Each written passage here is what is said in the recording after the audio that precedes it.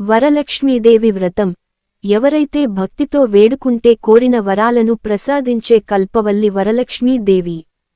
శ్రీమహావిష్ణువు సహధర్మచారిణి లక్ష్మీదేవి అష్టావతారాలలో వరలక్ష్మీదేవి ఒకరు.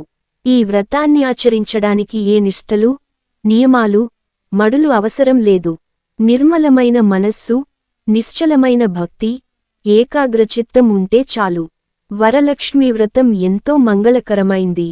ఈ వ్రతాన్ని చేయడం వలన లక్ష్మీదేవి కృపాకటాక్షలు కలిగి ఐశ్వర్యం సిద్ధిస్తుంది. సకల శుభాలు కలుగుతాయి.